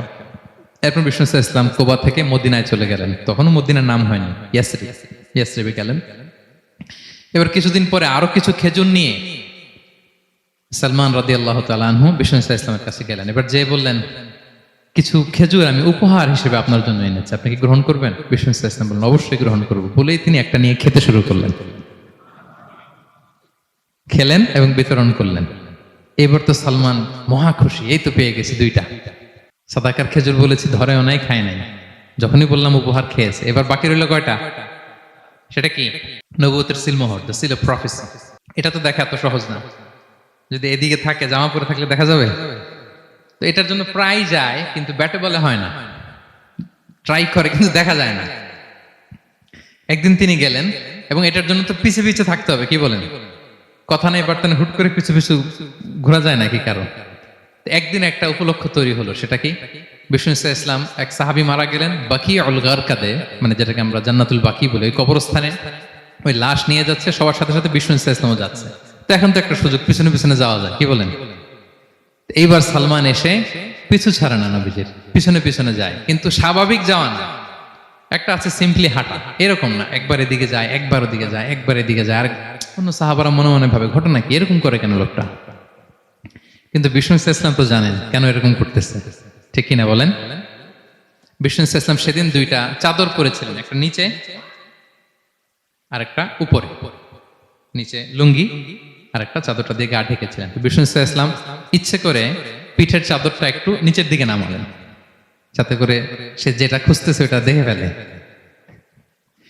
বিষ্ণু ইসলাম চাদরটাকে একটু করে নিচে নামালেন। নামানোর সাথে সাথে তিনি দেখলেন দ্য সিল অফ প্রফেসি, মাহরুন নবুয়া। দেখার সাথে সাথে সালমান আল ফারিসি চিৎকার দিয়ে বিশ্বনবীকে জড়িয়ে ধরলেন এবং ওই জায়গাটাতে দুই ঠোঁট দিয়ে চুমু খেলেন, কাঁদতে শুরু করলেন। বিষ্ণু ইসলাম বললেন, কেন কাঁদো তুমি? এতক্ষণ আমি আপনাদেরকে যা শোনালাম, সালমান পুরো ঘটনাটা বিষ্ণু ইসলামের কাছে বর্ণনা করলেন। বললেন, ইয়া রাসূলুল্লাহ, এই জন্য কাঁদি। আমি ছিলাম অগ্নি উপাসক, সত্যের সন্ধানে আমি খ্রিস্ট ধর্ম গ্রহণ করেছি। 3 খ্রিস্টান পাদ্রী শেষ করে সর্বশেষ যে ভালো পাদ্রীটা, উনি বলছে যে উনি মরার পরে আর কেউ ভালো পাদ্রী নাই, আখির জামার পায়গাম্বার আগমনের সময় এসেছে। পাহাড়ি এলাকা, চারদিকে খেজুর বাগান, এরকম জায়গায় উনি আসবে। আর 3টা সাইন বলেছে, উনি সাদাকা খায় না, উপহার নেয়, খায়। আর তার পিছনে থাকবে মাহরুন নবুয়া, নবুয়তি সিল। সুবহানাল্লাহ। বিষ্ণু ইসলাম খুশি হলেন, তাকে শাহাদা পড়ালেন এবং বললেন যে, তোমার এই দাসত্ব থেকে মুক্তির জন্য কি লাগবে? সে বলে যে, আমার চুক্তি হয়েছে 300 খেজুর গাছ লাগবে। কয়শো? বিষ্ণু ইসলাম বললেন, কে আছো তোমাদের ভাইকে সাহায্য করবা? কেউ 20টা, কেউ 30টা, কেউ 40টা। সব সাহাবারা ডোনেট করে 300 খেজুর দিয়ে দিলেন, খেজুরের গাছ হয়ে গেল। আর 40 গ্রাম স্বর্ণ, এটাও দিতে হবে। তো কোন এক যুদ্ধে বিষ্ণু ইসলাম একটা ছোট্ট স্বর্ণের টুকরে পেয়েছিলেন, বললেন, যাও এটা নিয়ে ওজন দাও, ওজন দিলে দেখবা হয়ে গেছে। ওইটা নিয়ে ওজন দেয়া হলো, দেখা গেল মুহূর্তে একেবারে সমানে সমানে 40 গ্রাম হয়ে গেছে। সালমান আল ফারিসি রাদিয়াল্লাহু তাআলা আনহু তারপর থেকে মৃত্যুর আগ পর্যন্ত বিষ্ণু ইসলামের সাথে ছিলেন, সবগুলো যুদ্ধে অংশগ্রহণ করেছেন। এবং 5ম হিজরিতে ওই যে পরীক্ষা খননের কথা আমরা জানি না, দ্য ব্যাটল অফ ট্রেঞ্চ, এই বুদ্ধিটা আসছিল সালমান রাদিয়াল্লাহু তাআলা আনহুর মাথা থেকে। এটা হচ্ছে ওনার ব্রেন চাইল্ড। কারণ আরব দেশে এরকম পরীক্ষা খনন করার ট্রেডিশনই ছিল না। উনি তো আরব দেশের না, আসছে পারস্য থেকে। ওনার এই বুদ্ধি পরামর্শ নিয়ে বিষ্ণু ইসলাম 5ম হিজরিতে পুরো মদিনার চারদিকে খনন করে এই পরীক্ষা করেছিলেন। সুবহানাল্লাহ পড়েন। তাহলে প্রিয় সুধী, মাহরুন নবুয়া বিষ্ণু ইসলামের একটা ইউনিকনেস, অন্য কোন নবীর ছিল না। বিষ্ণু ইসলামের ছিল কাজিরিল হাজালা, কবুতরের ডিমের মতো পিঠের মধ্যে। বিষ্ণু ইসলাম ইন্তেকালের আগে ওনাকে অপশন দেয়া হয়েছে, নবী আপনি চাইলে থেকে যেতে পারেন আজীবন, আর চাইলে আমার কাছেও চলে আসতে পারেন। You have option. বিষ্ণু ইসলাম তার রবের সাথে সাক্ষাৎকে চুজ করেছেন এবং ইন্তেকালের আগে তিনি পড়েছিলেন, আল্লাহুম্মা গফিরলি ওয়ারহামনি ওয়ালহিকনি বির রফিকিল আ'লা। আল্লাহ আপনি আমাকে ক্ষমা করুন, আল্লাহ আপনি আমার প্রতি রহম করুন, আল্লাহ আমি আপনার সান্নিধ্যে যেতে চাই, পৃথিবীতে থাকতে চাই না। সুবহানাল্লাহ। অপশন দেয়া হয়েছে, আপনার অপশন দেয়া হবে। হ্যাঁ, চাইলে আজীবন থাকেন। আমরা অপশন পেলে তো বলতাম আল্লাহ যা হয়েছে এখানেই থাকতে চাই। কি বলেন? বিষ্ণু ইসলাম বলেছেন ইলা রফিকিল আ'লা, হে আল্লাহ আমি আপনার সান্নিধ্যে যেতে চাই। বিষ্ণু ইসলাম ইন্তেকাল করলেন এবং উম্মার জন্য এটা সবচাইতে বড় ফিতনা এবং পরীক্ষা ছিল। এর চেয়ে বড় কষ্টদায়ক বিষয় ছিল না উম্মার জন্য বিষ্ণু ইসলামের ইন্তেকাল। তিনি যখন ইন্তেকাল করলেন সাহাবারা পাগলের মতো হয়ে গেল। ওমরে ফারুক উনি বিশ্বাসই করে না, মানে আমার নবী মরতে পারে এটা উনি ভাবতেই পারেন না। উনি নাঙ্গা তলোয়ার বের করে বলতে আরম্ভ করলেন, যে বলবে মোহাম্মদ মারা গিয়েছে আমি তার গর্দান উড়িয়ে ফেলব। পরিস্থিতি অত্যন্ত ভয়ঙ্কর। আবু বকর রাদিয়াল্লাহু তাআলা আনহু তিনি আয়াত তেলাওয়াত করলেন, ওমা মুহাম্মাদুন ইল্লা রাসূল ক্বাদ খালাত মিন ক্বাবলিহির রুসুল। মুহাম্মদ রাসূল ছাড়া কিছু নন, তার আগে অনেক রাসূল এভাবে চলে গেছে। তিনি যদি মারা যায় বা শহীদ হয় তোমরা কি আবার আগের কুফরিতে ফিরে যাবে? এই আয়াত যখন তেলাওয়াত করলেন ওমরে ফারুক হাঁটু গেড়ে বসলেন। তিনি বললেন, এই আয়াত তো আমি আগেও জানতাম, অনেক তেলাওয়াত করেছি, কিন্তু আমার মনে হলো এই মাত্র আয়াতটা নতুন করে শুনলাম, এই মাত্রই বোধহয় কোরআনের এই আয়াতটা নাজিল হয়েছে। সাকিফায়ে বনু সাঈদার মধ্যে সবাই বসে আবু বকর রাদিয়াল্লাহু তাআলা আনহুকে খলিফা হিসেবে নির্বাচিত করা হলো। বিষ্ণু ইসলামের ইন্তেকাল শেষ, গোসল দেয়া শেষ। আমরা যেমনি মারা গেলে আমাদের জামা খুলে অন্য একটা জামা পরিয়ে গোসল দেয়া হয়, বিষ্ণু ইসলামের ক্ষেত্রে এটা হয়নি। ওনার গায়ের জামা খোলা হয়নি, যেই জামাটা ছিল ওই জামাটার উপরই গোসল দেয়া হয়েছে, ওনার ইউনিকনেস। এবং বিষ্ণু ইসলামের জানাজার নামাজে কেউ ইমামতি করেনি। কে হবেন ইমাম? উনিই তো ইমাম, গোটা বিশ্বের ইমাম, ঠিক কিনা বলেন? কে হবে ওনার জানাজার ইমাম? কেউ না। সাহাবারা ডিসাইড করলেন কেউ ইমামতি করবে না। 5-7 জন করে দরজা দিয়ে, এই দরজা দিয়ে ঢুকে নিজেরা জানাজার নামাজ পড়ে ওদিক দিয়ে বের হয়ে যাচ্ছে। এইভাবে পুরা উম্মাহ সব সাহাবারা নিজেরা জানাজার নামাজ পড়েছে। এবং নবীদের বৈশিষ্ট্য হচ্ছে নবীরা যেখানে মারা যায় ওখানেই কবর দিতে হয়, জানেন এটা? বিষ্ণু ইসলাম মারা গিয়েছিলেন আম্মাজান আয়েশা রাদিয়াল্লাহু তাআলা আনহার ঘরে, ফলে ওখানেই বিষ্ণু ইসলামের কবর হয়েছে, ওখানেই কবর। এবং ওই কবর দেওয়ার পরেই, ওই কবর দেওয়া ঘরের ভেতরে আম্মাজান আয়েশা রাদিয়াল্লাহু তাআলা আনহা যতদিন বেঁচে ছিলেন ওখানেই ছিলেন, কবরের পাশে। এরপরে বাবা মারা গেলেন আবু বকর, বিষ্ণু ইসলামের পাশে কবর দেয়া হলো, বাবা আর স্বামীর পাশেই থাকলেন। এরপর ওমরে ফারুক মারা গেলেন, ওনারও কবর দেয়া হলো। কিন্তু এখন তো আর বাবা আর স্বামীর সাথে পর্দা নাই, ওমরে ফারুকের সাথে তো পর্দা আছে। তো তখন তিনি ঘরটা হয়ে গেছে ছোট, 3টা কবরে অনেক জায়গা স্পেস নিয়ে গেছে, এখন অল্প একটু জায়গা, পর্দা টাঙাই দিলেন ওমরে ফারুকের সাথে পর্দা হিসেবে ছোট্ট একটা জায়গায়, যতদিন বেঁচে ছিলেন ওখানটাতেই ছিলেন। ওমরে ফারুক যখন আমিরুল মুমিনিন খলিফা, তখন ছেলে আব্দুল্লাহকে পাঠিয়েছিলেন যে যাও একটা অনুমতি আগে থেকে নিয়ে রাখো আম্মাজান আয়েশার কাছ থেকে, যেহেতু ঘরটা ওনার, ওনাকে বলে রাখো যে আমি মারা গেলে যেন আমার 2 বন্ধু মুহাম্মদ সাল্লাল্লাহু আলাইহি ওয়াসাল্লাম এবং আবু বকরের পাশে যেন কবর দেয়া হয়। তো আব্দুল্লাহ এসে বলল, আব্বা জান তো এই পয়গাম পাঠিয়েছেন। তো আয়েশা রাদিয়াল্লাহু তাআলা আনহা বললেন, আমার খুব ইচ্ছা ছিল আমি আমার স্বামী এবং বাবার পাশে শোব, কিন্তু আমিরুল মুমিনিন যখন চেয়েছেন এটাকে আমি ফিরিয়ে দিতে পারি না। ঠিক আছে যাও, তোমার আব্বাকে বলো তোমার আব্বাই শোবেন ওই জায়গায়। আচ্ছা। তো ওমরে ফারুক আপনারা জানেন অ্যাসাসিনেশনে ইন্তেকাল করেছেন, আত্মাইর আঘাতে ছুরিকাঘাত করা হয়েছে, কয়েকবার স্টেবিং। এত জখম হয়েছে, দুধ দিলে ওই জায়গা দিয়ে দুধ বের হয়ে যায় না, বীজ পানি দিলে বের হয়ে যায়। তো সবাই বলল আমিরুল মুমিনিন আপনি এবার ওসিয়ত করেন, কে হবে আপনার পরে লিডারশিপ, কে নিবে? মুসলিম উম্মাহ তো অনেক বড় হয়ে গেছে। তখন তিনি ওসিয়ত করলেন এবং ছেলেকে আব্দুল্লাহকে আবার বললেন যে আব্দুল্লাহ আবার যাও, যে আম্মা জানের থেকে অনুমতি নাও। বলতেছে অনুমতি না নিলাম আর অনেক আগে, উনি তো বলছে আপনি মারা গেলে ওখানেই শোবেন। বলতেছে না, তখন আমি আমিরুল মুমিনিন ছিলাম, এখন তো কিছুক্ষণ পরেই মারা যাবে, এমনও হতে পারে আমার ভয়ে বা লজ্জায় তখন অনুমতি দিছে, এখন আর দিবেন না, আবার যাও। আবার গেল, আয়েশা রাদিয়াল্লাহু তাআলা আনহা বললেন না, এখন আমি আগের কথার উপরে আছে, তোমার আব্বাই সেখানে শোবে। সুবহানাল্লাহ। ওমরে ফারুক ওখানে শুলেন, তখন তিনি পর্দা আরম্ভ করলেন আম্মাজান আয়েশা। তাহলে রাসূল সাল্লাল্লাহু আলাইহি ওয়াসাল্লামের কবরটা হচ্ছে আম্মাজান আয়েশা রাদিয়াল্লাহু তাআলা আনহার ঘরের ভেতরেই। আপনারা মসজিদে নববী যারা ভিজিট করেছেন তারা জানেন যে আপনারা যখন কিবলামুখী হয়ে নামাজ পড়েন, বাম দিকে বিষ্ণু সাল্লাল্লাহু আলাইহি ওয়াসাল্লামের কবর, সেখানে রাসূল সাল্লাল্লাহু আলাইহি ওয়াসাল্লামের পাশে আবু বকর এবং ওমরে ফারুক রাদিয়াল্লাহু তাআলা আনহুমা শুয়ে আছেন। রাসূল সাল্লাল্লাহু আলাইহি ওয়াসাল্লামের কবর থেকে মিম্বার পর্যন্ত এই পুরো জায়গাটা রাউদাতুম মিন রিয়াদিল জান্নাহ, দুনিয়ার বুকে জান্নাতের একটা টুকরা। এবং আম্মাজান আয়েশা বলতেন যে আমাকে আল্লাহ এমন কিছু দিয়েছেন যেটা অন্য নারীকে দেননি। কি কি? 1 নাম্বার, আমি হচ্ছে একমাত্র বিষ্ণু ইসলামের কুমারী স্ত্রী। আয়েশা রাদিয়াল্লাহু তাআলা আনহা ছাড়া আর যত স্ত্রী ছিলেন সবাই ছিলেন বিধবা, তিনি একমাত্র কুমারী স্ত্রী। তিনি এবং রাসূল সাল্লাল্লাহু আলাইহি ওয়াসাল্লাম যখন শীতের রাতে একই কম্বলের নিচে রাত্রি যাপন করতেন, তখনও কোরআনের আয়াত নাজিল হতো। আম্মা জান আয়েশা বলেন, আমার চরিত্রের উপর কালিমা লেপন করতে চেয়েছিল মদিনার মুনাফিকেরা, আমার পবিত্রতা বর্ণনা করে সূরা আহজাবে আল্লাহ তাআলা কোরআনের আয়াত নাজিল করেছেন। আমার ঘরের মধ্যে বিষ্ণু ইসলামের কবর এবং আমার কোলে মাথা রেখে বিষ্ণু ইসলাম শেষ নিঃশ্বাস ত্যাগ করেছেন। অন্য কোন নারীকে, কোন স্ত্রীকে আল্লাহ তাআলা এই সৌভাগ্য দেন নাই। আল্লাহু আকবার। তার বিষ্ণু ইসলামের একটা ইউনিকনেস হচ্ছে, কেউ ওনার জানাজার নামাজের ইমামতি করেন নাই, কেউ করেননি, আলাদা আলাদা ভাবে লোকজন নামাজ পড়েছে। উনি উনার কবরে এখনো জীবিত অবস্থায় আছেন, হায়াতুন নবী। তবে আমরা এখন যেরকম জীবিত এরকম নয়, বারজাকি জগতের জীবিত।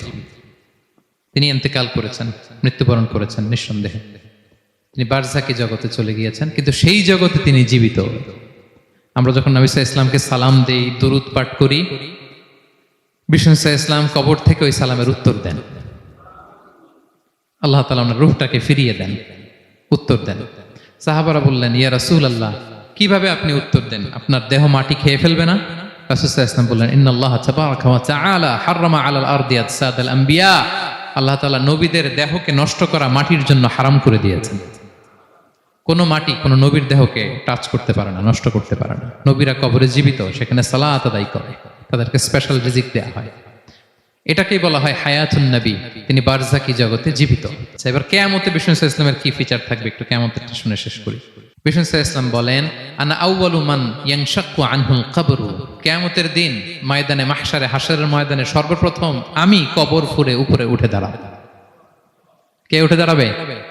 বিষ্ণু সাল্লাল্লাহু আলাইহি ওয়াসাল্লাম সর্বপ্রথম কবর ফুঁড়ে উনি উঠে দাঁড়াবেন।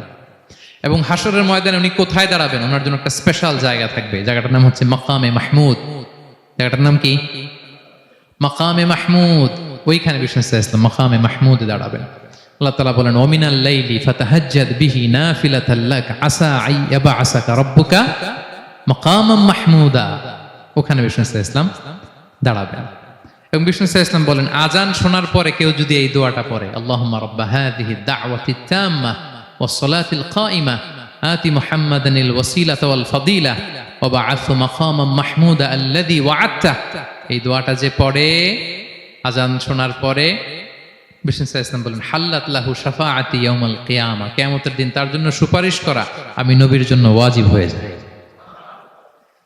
যারা পড়েন না পড়বেন, মাকামে মাহমুদে তিনি সেজদায় লুটিয়ে থাকবেন এবং সেদিন তিনি সুপারিশ করবেন। সাহিবুশ শাফাআ, তিনি সুপারিশ করবেন।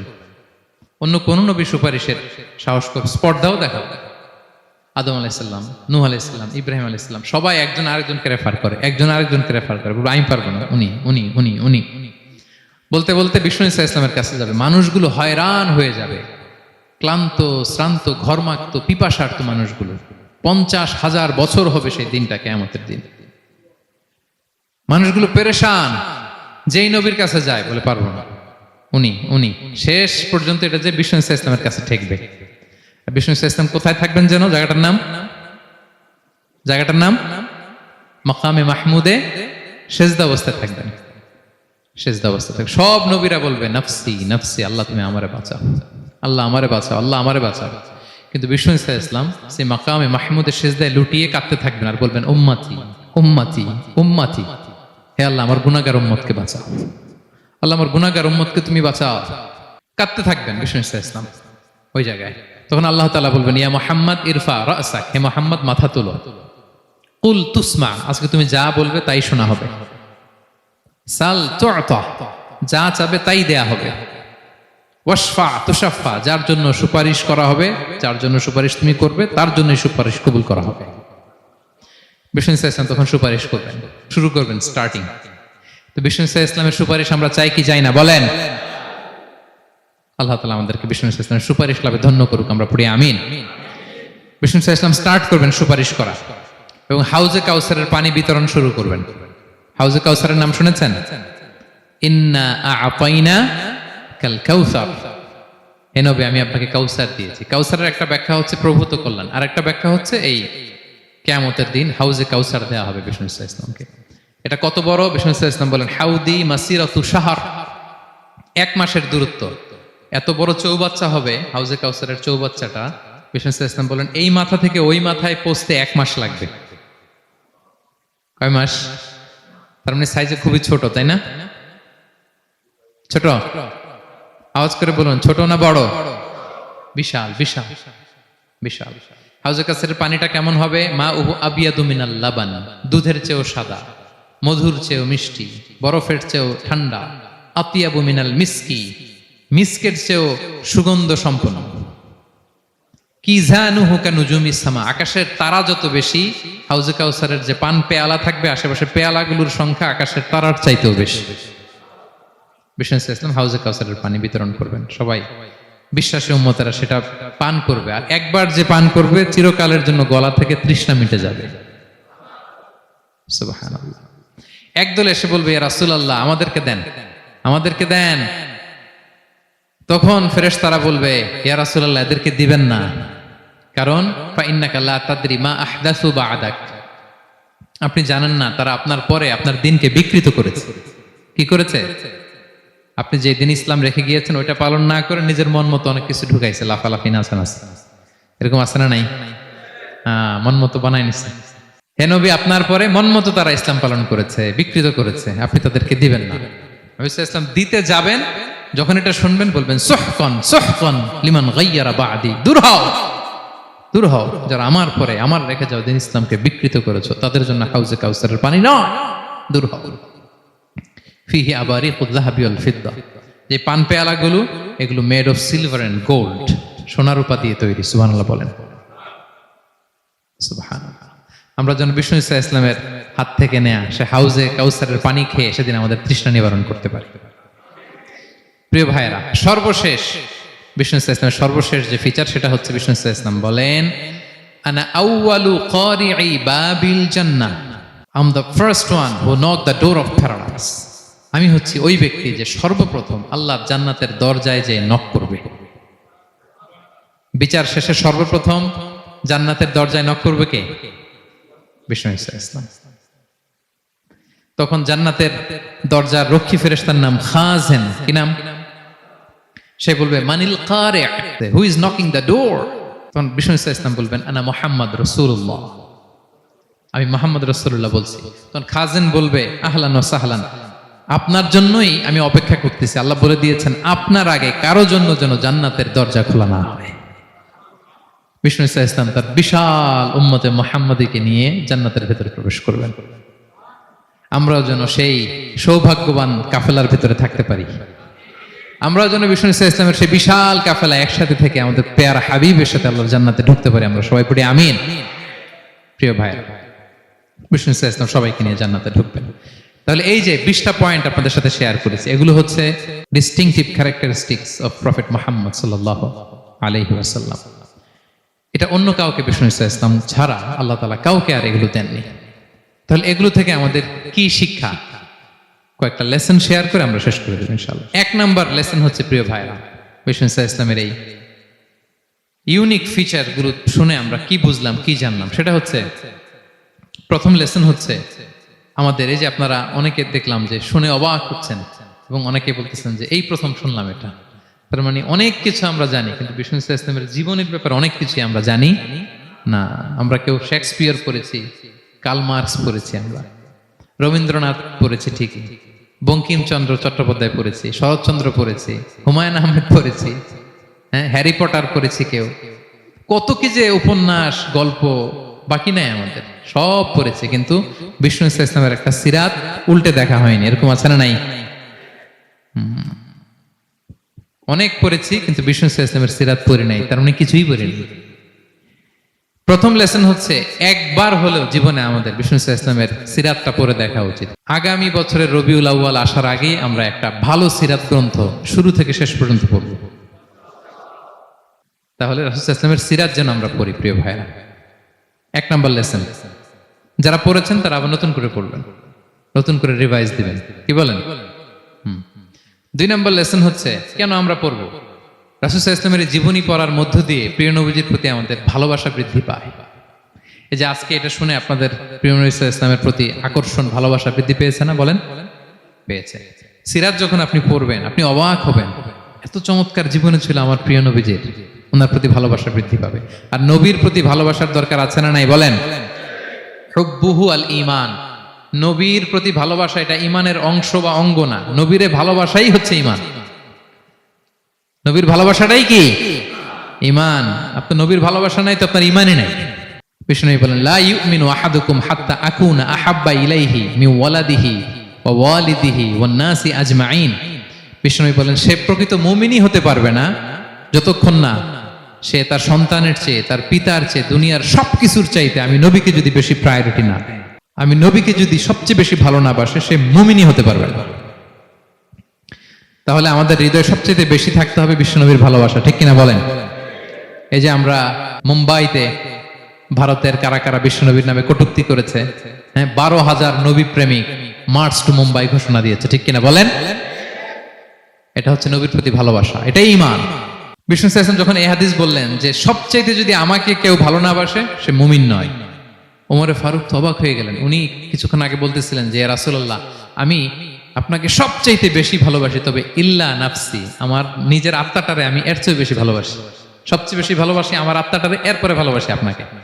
রাসূল সাল্লাল্লাহু আলাইহি ওয়াসাল্লাম বললেন, লা ইয়া ওমর, তোমার ঈমান এখনো পূর্ণ হয়নি। ওমরে ফারুক অবাক হলেন, শকড।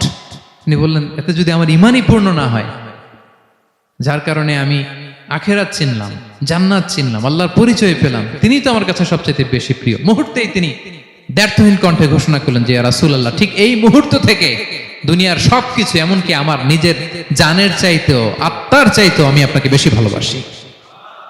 বিশ্বনবী বললেন, সহিহ বুখারীর বর্ণনা, আল আন ইয়া ওমর, ওমর এখন কামুলা ঈমানুক, এই মাত্র তোমার ঈমানটা পরিপূর্ণ হয়েছে। তাহলে আপনি যদি সিরাত পড়েন আপনার ঈমান পূর্ণ হবে, ঈমানের পূর্ণতা প্রাপ্তি হবে। 3 নম্বর লেসন হচ্ছে সিরাত পড়লে যে লাভ। রাসূল সাল্লাল্লাহু আলাইহি ওয়াসাল্লামের জীবনে অনেক আপস এন্ড ডাউনস ছিল, বিপদ ছিল, চড়াই উতরাই পেরিয়ে তিনি শেষ পর্যন্ত গিয়েছেন। এই বিপদগুলো আপনার জীবনেও আসে, সেক্ষেত্রে আপনি কানেক্ট করতে পারবেন। যেমন আপনার জীবনে আপনি অসুস্থ হন না মাঝে মাঝে, নবীও অসুস্থ হতেন, তো আপনি জানতে পারবেন যে উনি অসুস্থ হইলে কি করতেন। আপনার জীবনে যেমনি বিপদ আসে, রাসূল সাল্লাল্লাহু আলাইহি ওয়াসাল্লামের জীবনে তো বিপদ এসেছে, তাহলে বিপদগ্রস্ত হলে কি করতে হবে এটা আপনি জানতে পারবেন। যারা বিবাহিত, মাঝে মাঝে স্ত্রীর সাথে মনোমালিন্য হয় না? কথা কন না কেন? হয়। রাসূল সাল্লাল্লাহু আলাইহি ওয়াসাল্লামেরও হতো এটা, মানবীয় কারণে স্ত্রীদের সাথে মনোমালিন্য হতো। ওই পরিস্থিতিতে রাসূল সাল্লাল্লাহু আলাইহি ওয়াসাল্লাম কিভাবে ডিল করতেন? সমাধান পাবেন, সলিউশন পাবেন, সান্ত্বনা পাবেন। তাহলে জীবনের পরতে পরতে আপনি রাসূল সাল্লাল্লাহু আলাইহি ওয়াসাল্লামের সিরাত থেকে সমাধান খুঁজে পাবেন, সান্ত্বনা পাবেন যদি সিরাত পড়েন। 4 নাম্বার, সিরাত অধ্যয়নের মাধ্যমে তাকে ফলো করার অনুপ্রেরণা পাওয়া যায়। আমরা ফলো করব কাকে? মুহাম্মদ সাল্লাল্লাহু, আমরা হচ্ছে তার ফলোয়ার, মুহাম্মদ সাল্লাল্লাহু আলাইহি ওয়াসাল্লামের ফলোয়ার, ঠিক কিনা বলেন? এবং আল্লাহর ভালোবাসা যদি আমরা পেতে চাই, আল্লাহ বলেন ফাত্তাবিউনি ইউহিব্বুকুমুল্লাহ, যদি আল্লাহর ভালোবাসা চাও নবী সাল্লাল্লাহু আলাইহি ওয়াসাল্লামের অনুসরণ করো, এটা অবশ্যই করতেই হবে। তাহলে সিরাত যদি আমরা পাঠ করি, তার বিষ্ণু সাল্লাল্লাহু আলাইহি ওয়াসাল্লামকে অনুসরণ করার প্রেরণা আমাদের মধ্যে আসবে। সব শেষ কথা হচ্ছে তার প্রতি ভালোবাসার নমুনা হিসেবে আমরা যেন তার প্রতি বেশি বেশি দুরূদ শরীফ পড়ি। আল্লাহুম্মা সাল্লি ওয়া সাল্লিম ওয়া বারিক আলাইহি সাল্লাল্লাহু আলাইহি ওয়া সাল্লাম। আল্লাহুম্মা সাল্লি আলা মুহাম্মদ ওয়া আলা আলি মুহাম্মদ কামা সাল্লাইতা আলা ইব্রাহিম ওয়া আলা আলি ইব্রাহিম ইন্নাকা হামিদুম মাজিদ। আল্লাহুম্মা বারিক আলা মুহাম্মদ ওয়া আলা আলি মুহাম্মদ কামা বারাকতা আলা ইব্রাহিম ওয়া আলা আলি ইব্রাহিম ইন্নাকা হামিদুম মাজিদ। পারেন না এগুলো আপনারা? যে যেটা পারেন বেশি বেশি দুরূদ পড়বেন। দুরূদ এটা এমন ইবাদত, এই ইবাদত আল্লাহ নিজেও করে, ফেরেশতাদেরও করতে বলে, আমাদেরও করতে বলে। ইন্নাল্লাহা ওয়া মালাইকাতাহু ইউসাল্লুনা আলান নবী, আল্লাহ এবং ফেরেশতা ওনারাও রাসূল সাল্লাল্লাহু আলাইহি ওয়াসাল্লামের উপর দুরূদ পাঠায়। হে বিশ্বাসীরা, ইয়া আইয়ুহাল্লাযীনা আমানু সাল্লু আলাইহি ওয়া সাল্লিমু তাসলিমা। আল্লাহুম্মা সাল্লি ওয়া সাল্লিম ওয়া বারিক আলাইহি। রাসূল সাল্লাল্লাহু আলাইহি ওয়াসাল্লামের উপর বেশি বেশি দুরূদ পাঠ করতে হবে। একবার যে দুরূদ পড়ে আল্লাহ বলে তার উপর আমি 10টা রহমত নাজিল করি। বিশেষ করে জুমার দিনে রাসূল সাল্লাল্লাহু আলাইহি ওয়াসাল্লামের প্রতি আমরা যেন বেশি বেশি দুরূদ পড়ি। কোন দিনে মনে থাকবে? জুমার দিনে এক সুন্নাত হচ্ছে সূরা কাহাফ তেলাওয়াত করা, আর একটা সুন্নাত হচ্ছে বেশি বেশি বিষ্ণু সাল্লাল্লাহু আলাইহি ওয়াসাল্লামের উপর কি পড়া? দুরূদ পাঠ করা। মনে থাকবে তো? তাহলে প্রিয় ভাইরা, আসুন আমরা প্রতিজ্ঞা করি, আমরা বিষ্ণু সাল্লাল্লাহু আলাইহি ওয়াসাল্লামের একটা ভালো সিরাত গ্রন্থ শুরু থেকে শেষ পর্যন্ত আগামী রবিউল আউয়াল মাস আসার আগে আমরা পড়ব। জীবনের প্রতিটি ক্ষেত্রে নবী সাল্লাল্লাহু আলাইহি ওয়াসাল্লামের অনুসরণ করব। হ্যাঁ, পারা যাবে? ফ্যামিলিতে, সমাজে, রাজনৈতিক ময়দানে, সব জায়গায় বিষ্ণু ঈসা ইসলামের অনুসরণের দরকার আছে না নাই? তাকেই অনুসরণ করতে হবে।